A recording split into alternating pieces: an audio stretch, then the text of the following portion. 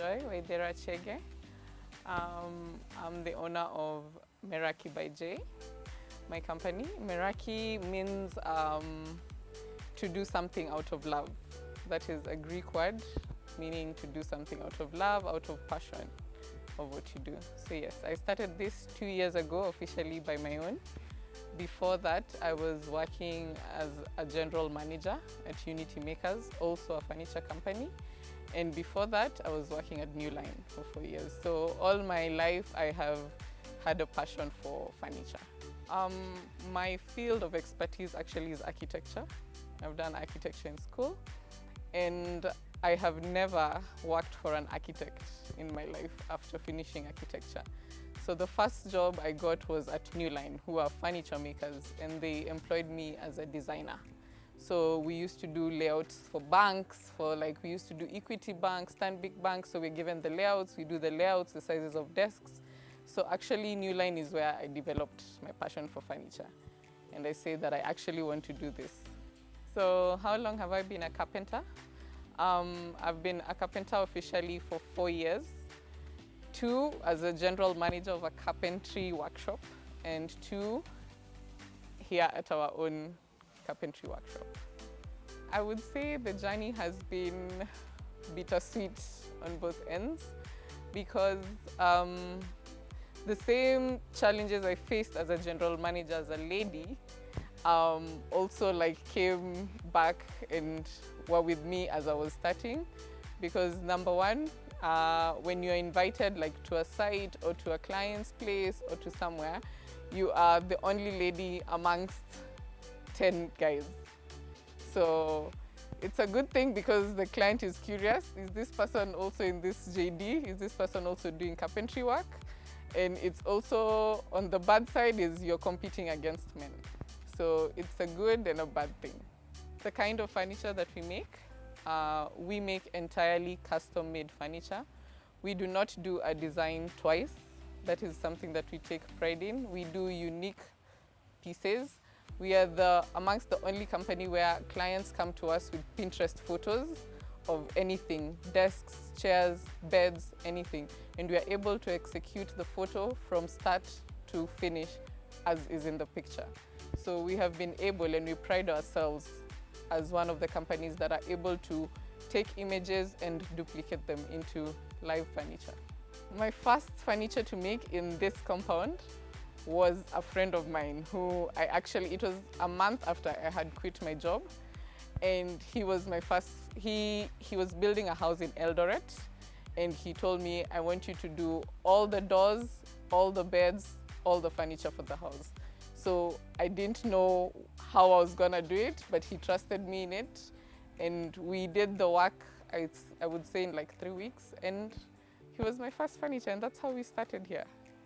Depending on the raw materials that we're using, because we don't use one type of wood, we use a variety of woods. We try as much as we can to use wood that is sustainable. The reason why mango is one of our preferred source of wood is because it's sustainable. Yeah? Mahogany and other types of woods are not so sustainable, and even our clients prefer mango because it's a sustainable source of wood. Yeah.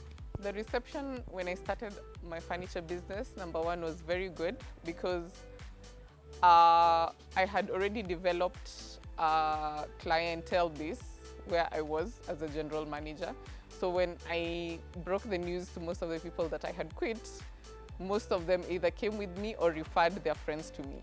So at that point, I did not struggle a lot when it came to clients, when it came to people knowing what I do, because the company where I was working, my boss was not living in the country. So I was basically doing everything here. So the reception was good. The challenges are a lot. I would not say there are no challenges. There are very many challenges. Number one, the biggest challenge I face is dealing with fundis. They're not the easiest people in the world to deal with. Getting a team that is going to work, that is going to produce what we want, that is not going to take shortcuts in production. Trying to build that kind of team, training those kind of people, because you can't just hire anyone, You have to take someone, see what they can do, correct them, train them. So that has been a challenge, but I am very happy right now to say that I have a team that are able to do production. Even with me not here, they're able to do production. I do the drawings and I give them the drawings to do production. So our clientele, unfortunately I have to say this, but 90% of our clients are from the expatriate and the white community. I think I would attribute this to Africans not being very cultured in wood. We go for the cheaper option instead of the quality option. And for me, we are trying to clean up those names, the bad names that we've been made for by fundis, and we're trying to be the people who are trying to come out with really quality work. And I would not say we are cheap, but we are affordable in the quality that we give. How much I started with and what somebody would need. Number one, I would say I have a very, very supportive family in terms of my parents. So they are the ones who gave me a little bit of the starting capital. Also, the compound where we are in, before we had our own workshop, we found the compound with a workshop. So before we got to build our own workshop, he was kind enough for us to share his workshop and the machines there. So at first I didn't have problems with machines because the other workshop was equipped with everything we needed. So my biggest, my biggest source of income that time, or something that was taking most of the revenue, was the raw materials. So we were able to cope, and slowly by slowly we started buying our own machines. We built our own workshop. So yeah, it's not been very, very bad in terms of startup. Yes, we struggled to meet a deadline. For those of you who don't know, we just completed the Cocoa headquarters at Rivan Center. The Cocoa, the Meko gas. So we did their headquarters. All the furniture at Cocoa is done by us. Their boardroom tables, their outdoor furniture, everything we did. And we had a very, very tight schedule of 1 month, a whole floor. And how we overcome that, we used to work at night. We used to work day and night. Night shifts here, day there. Sometimes most of the things there were custom made. So we were making boardroom tables that are 4 meters long. We couldn't join it here. We had to go and join it on site. So we used to be on site till midnight, till 2 a.m. And deadline came, date came, everything was done. So yes, sometimes we go the extra step. If it means we have to sleep here, we sleep here. If it means we have to be on site at night, we are on site at night. So yes, we try as much as we can to be able to meet deadlines. Yeah. What does it take for one to be here? I would say number one, it takes a lot of discipline.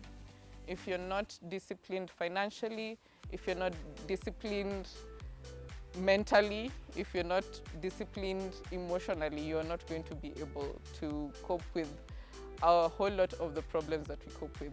Sometimes you go somewhere and someone looks at you like, you're a girl, what can you do for me? So you have to be emotionally intelligent about how you go about that situation, how you deal with a client like that, how you deal with a person like that. You have to be 100% disciplined. Not every time things go right.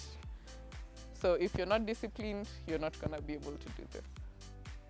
The project that I'm most proud of accomplishing, I think there are a couple.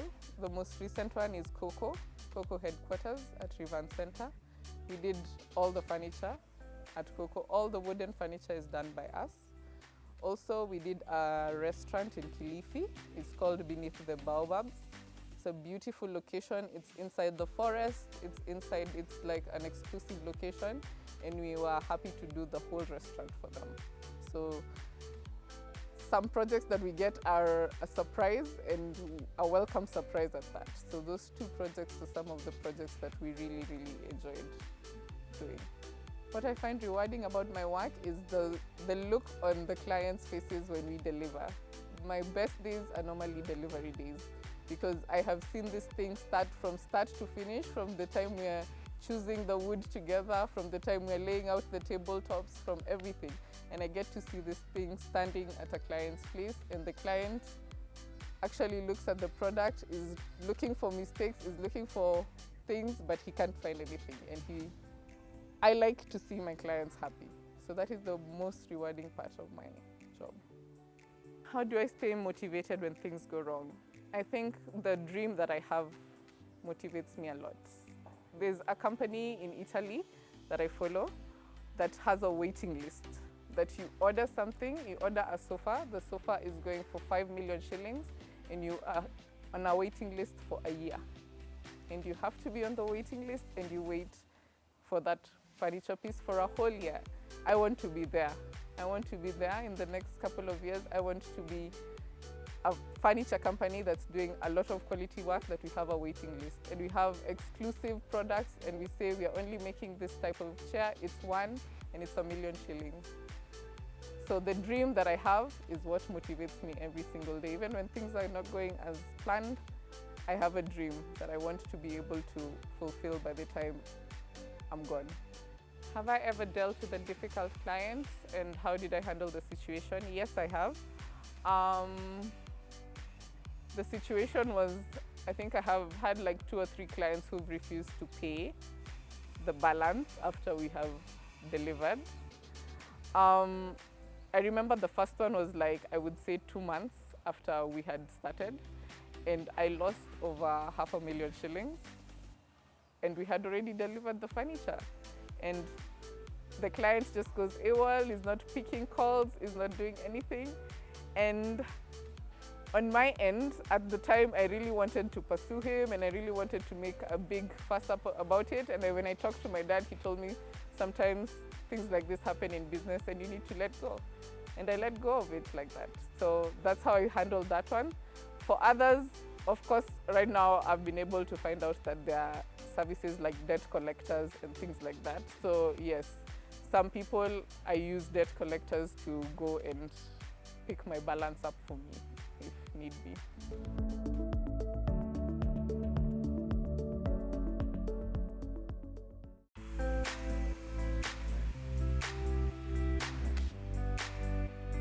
What's the price range of our furniture?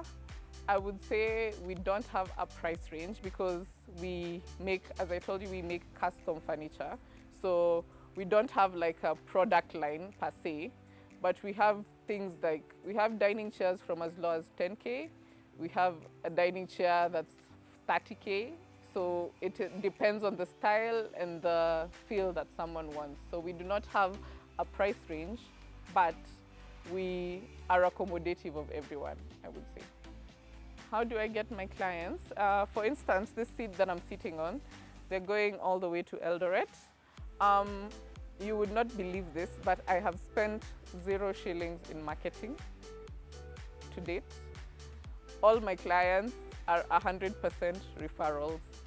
All of my clients are 100% referrals or from my Instagram page. I have spent 0 shillings in marketing, 0 shillings, and that is something, I think it's a principle that someone should learn in business, that if you are doing something right, if you are offering a quality product, if someone comes to your house and finds a dining table, they give that person my number. So tomorrow I'm called and I'm told, hi Joy, I saw a dining table at my friend's place, I was there for dinner and I want a dining table. So most of my clients have been referral clients. Do I have a high and low season time in my business? Yes, I do. As I told you, 90% of my clients are from the expatriate community. So like at a time like this, when elections are almost happening, they are leaving. Most of them are leaving because they don't know what's going to happen in the country. So from around July to, I would say, December for us would be a low peak season, but they come back in January. A high peak season would be, I think we do the most work the first months of the year. I would say January, February, March, April, May would be our peak season for, yes. How do I handle pressure? That's a tricky one. I think you just have to be of sound mind. You just have to be able to make decisions. You have to be able to make decisions on the spot. Sometimes something happens on site, for example, or here, Sometimes I come, someone's finger has been cut. You have to you have to be someone who can think quickly, who can make a decision quickly. You have to be rational also in your decisions. You have to think about the pros and cons before you make a decision. And yeah, you just have to, something that helps me a lot also is that I pray a lot. And sometimes I go home and I cry to God and I'm like, I don't know how this is going to happen, but I'm putting this in your hands. So yeah. Lessons learned in this kind of business. Number one, you have to be a very trustworthy person. You have to be a very trustworthy person. Clients trust me with millions of shillings, and they have not seen a single product. None of my clients come to this workshop. They trust me. They pay you without seeing a single thing. So you have to be a very trustworthy person. You have to be a very disciplined person. We give a time frame of production time of 4 to 5 weeks. So we make sure by the time the clock of 4 weeks is ticking, we have delivered your stuff. So we have to be extremely disciplined. You have to be very organized also, because you can have like 10 or 15 projects running together. If you're a person who forgets and is disorganized, a date can come and you had forgotten about that project. So you have to be a very well organized person.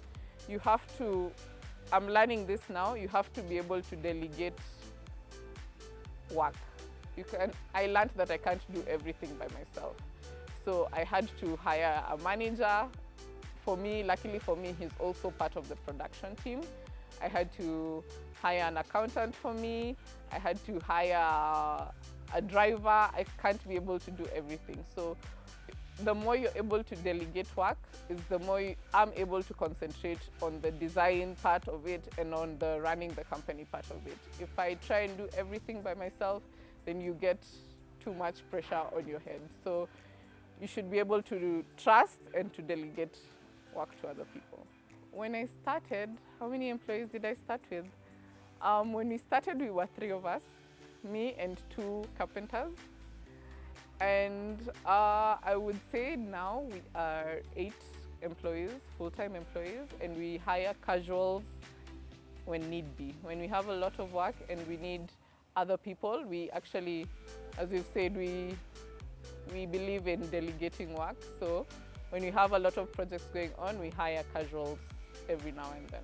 What mistakes have I done and how can I advise someone for them not to be able to do the same mistakes? Number one, be very clear with your clients.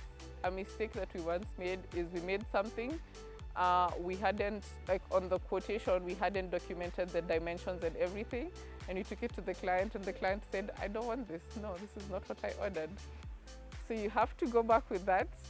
You have to make it from scratch and you have to start again. So from that, I learned that dimensions and things like that, and you actually sitting down with the client and agreeing is a very important process that people take for granted in this business of ours. You just say, I know how to do this, it's a bed. No, it's not a bed.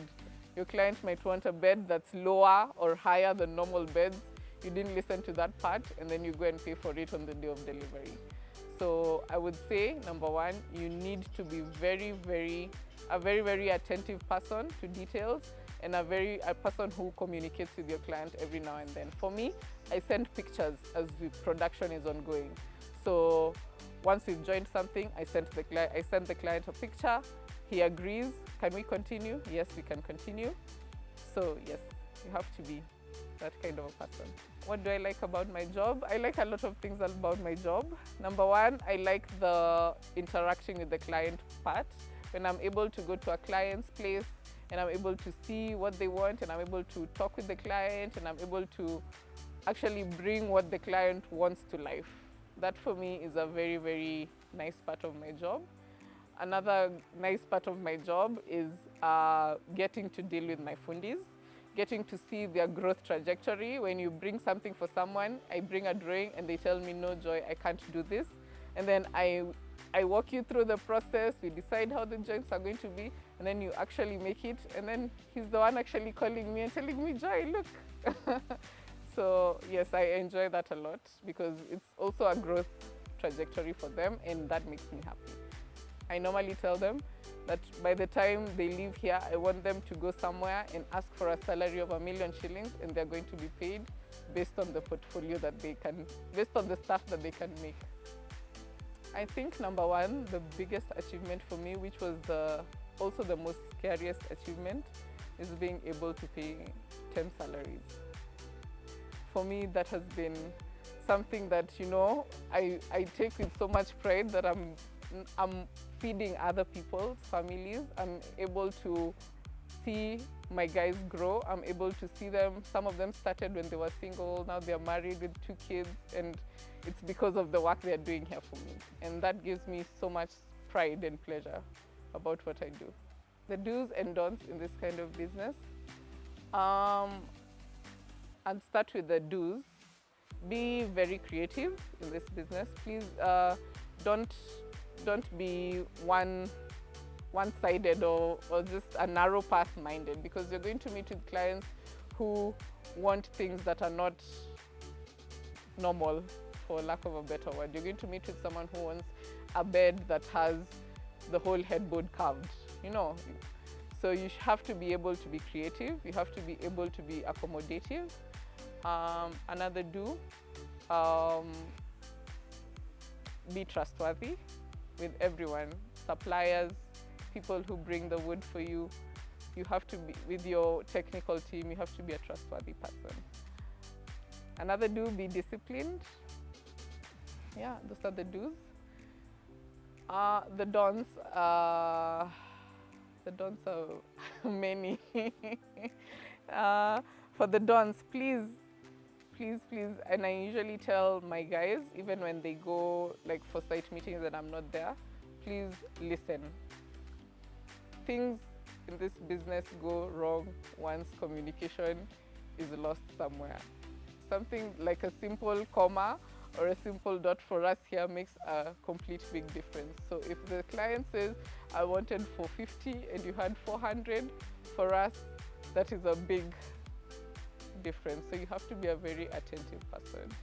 So if you are not an attentive person, then for me, I can't hire you, because you're going to cost us a lot.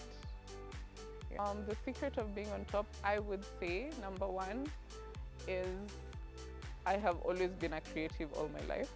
I do not believe in things being one way.